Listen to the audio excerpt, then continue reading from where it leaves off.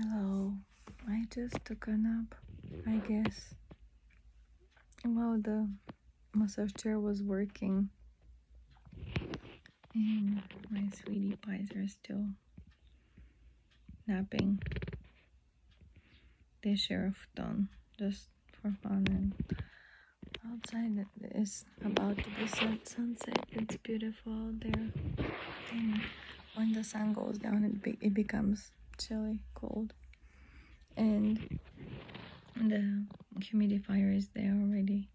Cleans the air and makes it humid because it's really dry, and when it's dry your throat starts hurting, and if you're not careful you could catch a cold, and just like when my third boy has I think he's in the kitchen now, has a cold. But he stayed home for second day now. On Monday he didn't go to school. Today's Tuesday, and the reason he didn't go to school is last night he doesn't have fever, and I think the highest is 37.1, which is nothing. In Japan you have to have 38.5 to be considered, wow, you have to stay home and take care of yourselves. 37.1 is nothing. He usually has like 36.5, 36.7, so there is no fever there. And he said his throat didn't hurt. It's just runny nose, like really runny nose. It's gonna go down probably. It's gonna start coughing and getting those the green boogers probably out maybe tomorrow. I don't know. But tomorrow is a holiday, thank goodness. Like he doesn't have to worry about going to school or being forced or being feeling guilty that he's not going to school, because let me tell you guys, the culture of guilt here is absolutely real. And staying home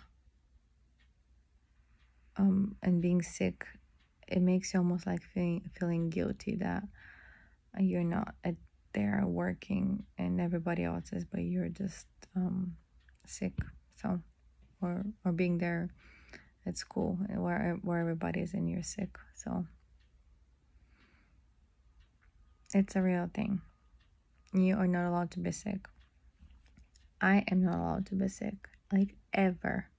I'm not allowed to be sick because those two are heavily relying on me. I can hear the others coming home. Yeah, they're coming home.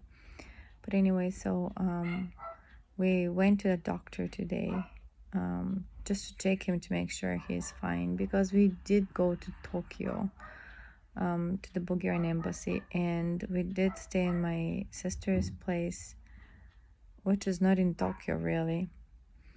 It's like an hour away from there, but depending on the traffic. But we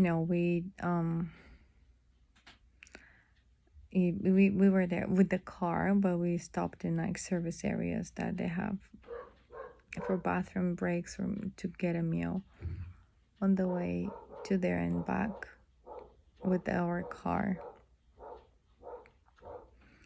And I don't believe we got anything from there, and I don't believe he has the coronavirus. He just caught a cold. The doctor checked him today. He checked his throat. He said it's not sore, and so he just gave him medicine for, I don't know, he gave him some kind of powder medicine. I don't know what it is. He's supposed to take it morning and evening. So you just take things in good faith here, seriously, and your kids get better. And that's about it.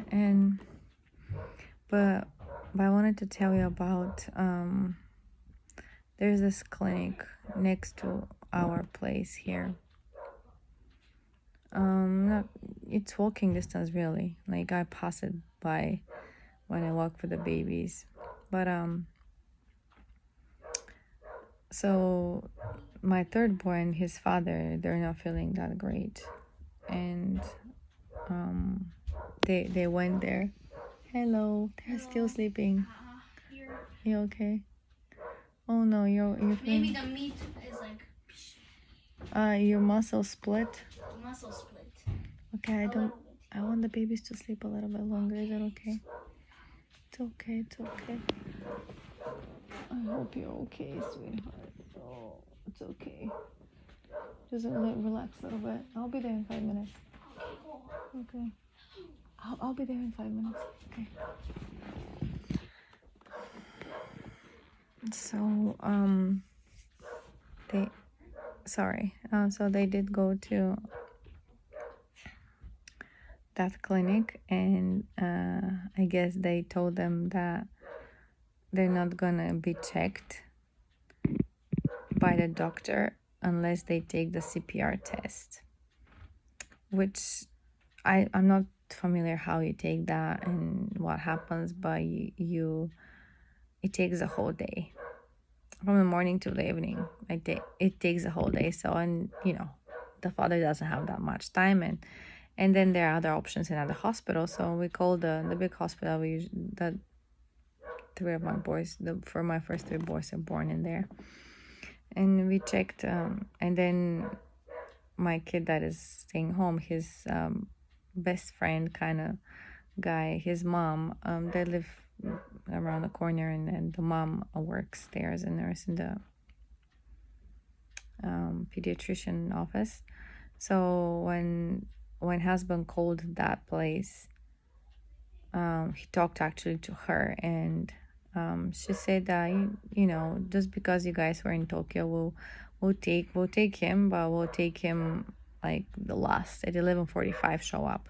So I was like, so what does that mean, that they don't take people who have a fever, or people like they don't take it? And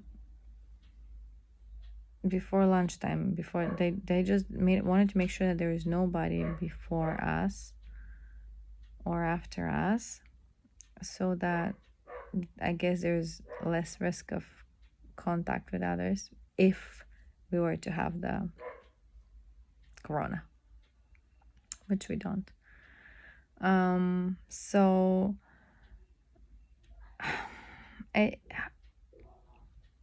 I'll tell you how it made me feel. It made me feel guilty that I went to Tokyo and had to do paperwork for passports and stuff, and it also made me upset that we had to go at a certain time. At the moment, I don't mind, because right now I'm home. I don't have a schedule to rush after. But it's not a good feeling to be told, oh, come after everybody else and stuff like that. And also, the third feeling I had was I was grateful that my boy is just running a cold, and that's about it. And so I'm happy about it and grateful. But I have to tell you, the frustration is real every single day in my life here. How people handle things is not necessarily, I get it, where it's like for the benefit of everybody to not take chances and to be safe. I get that. But I've been living long enough here to just have this feeling of like guilt, and I hate it. I hate it so bad. They make you feel guilty that you're basically alive. So you cannot make any mistakes. You have to be Mr. and Mrs. Perfect. And you have to, but then how how does the corona spread anyways in Japan? There's no code red anymore. All the excuse me, all the everything limits of don't change or don't leave your prefecture, everything is taken, and there's everybody can travel anywhere nowadays. But that little clinic telling them not that they're not going to be accepted to be checked if they take the CPR test, that's a bit kind of like, I thought that was a bit rude. But I don't go there, and I'll never go there again. There, I have my reasons why, but I don't like the doctor there. He's a jerk, and that's that. And then another thing that I want to talk about was on the 31st in the evening in Tokyo, Halloween day. Well, in the evening, there was the psychopath that went to the inside of the train, and that was like the sub, like was like under in a tunnel, the dark, and it's all over the news. I watched on YouTube the video of whoever took the videos with their camera on the phone.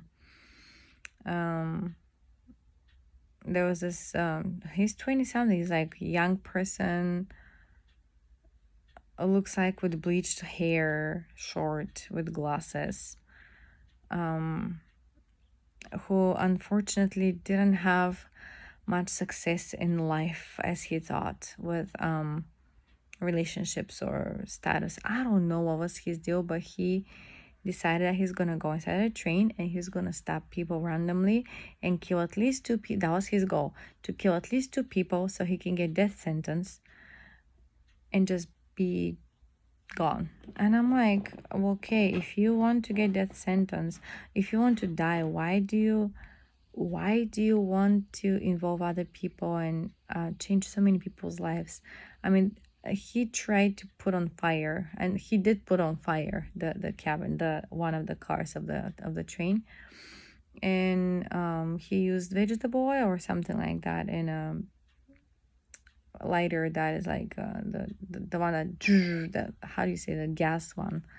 And so he put the wagon on fire, and then I think he stabbed a 17-year-old kid in the chest. And who else? 70-something-year-old guy. Like, why don't you pick up somebody your size? Why do you go for the younger and in the older, the ones who cannot really and wouldn't protect themselves? Because let's face it, who is prepared in the train watching everywhere that somebody's going to come and stab them? Nobody does that. I mean, a few months back, I guess there was a case like that. Somebody tried to put on fire the cabin and start stabbing people around, but it didn't work. So, but I guess it was not successful or something like that. And I know that even in the Shinkansen, in the bullet trains, you could take the cushion that you're sitting on. You could take it and use it as a shield for those people who come to stab. But you never know who's gonna do it. It happens in seconds. It happens in moments. You cannot get up from your seat and pick up the cushion, and it's just, anyways. And he was dressed up like the Joker without the painted face though. It was just green and purple and tie. I thought that was like, like he masked himself pretty much, pretending that nobody's gonna know that on Halloween day somebody's gonna actually do something horrible. And they showed him on TV. He's on the TV, and he multiple times explained to the police officers that he didn't really run away or wanted to be he didn't fight being caught, and he just waited there in the cabin pretending that he was smoking inside. I don't know. I think it looked like pretending. I don't think he really smoked, but I don't know. And when I watched those videos on YouTube, I read some of the comments of people under, and lots of people are saying, how it must be terrifying for those people that were inside, because you're in a tube. It's dark, and the train is moving fast, and there is fire, and what people started doing is they started going towards the next car, and then from there they told the people to move towards the next car, to move away from that with the fire, the flame one. And then when the train stopped, they started helping each other to get out from the windows. I saw that, and that was like a very well teamwork organized thing. People were terrified, and yeah, I I think somebody's in critical situation in the hospital. I'm not sure if it's the older guy or the young boy. I'm not sure, but I hope they get better. And then,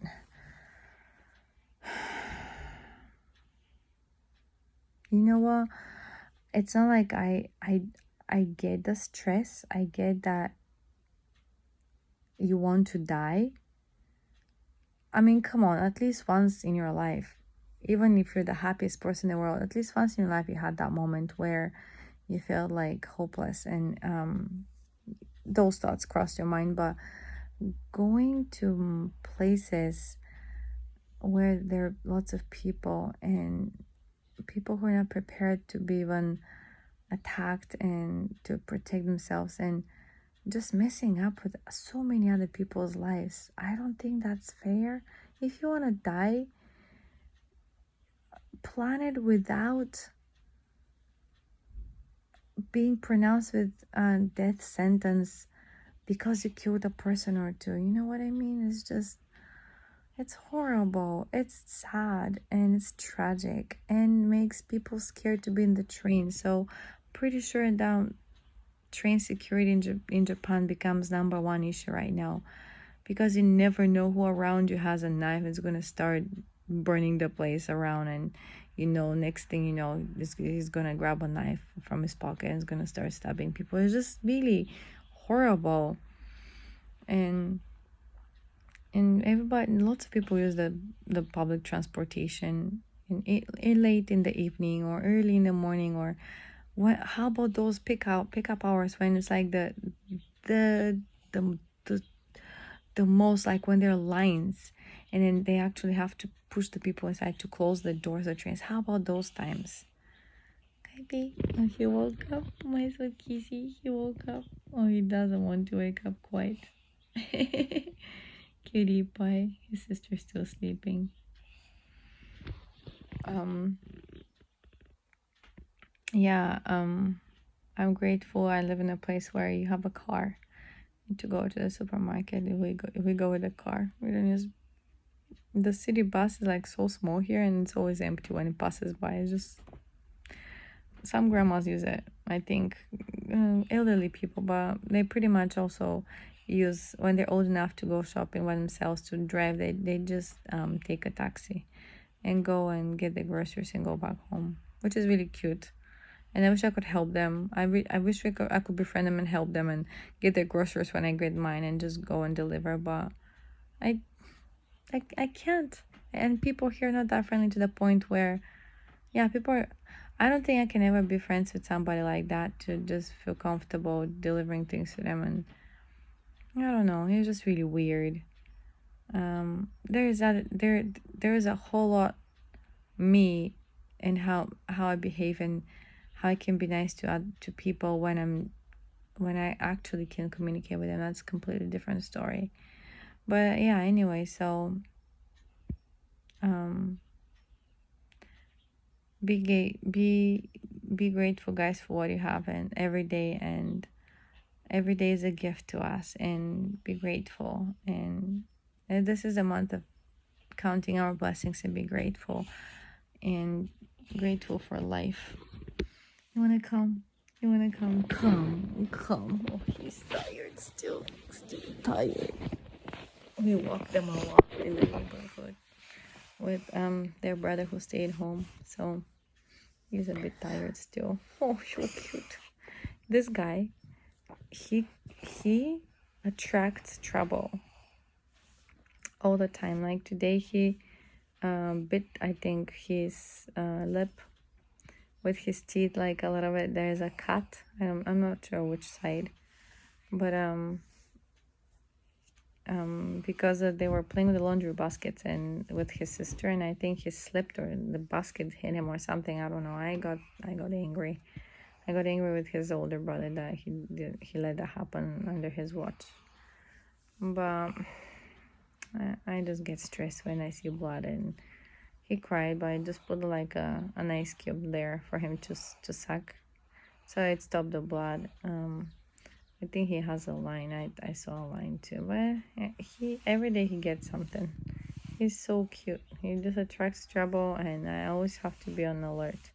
And his sister, when I start yelling and like panicking, she freezes and she just watches. So cute. Today she felt guilty about. I guess she did something. I don't know.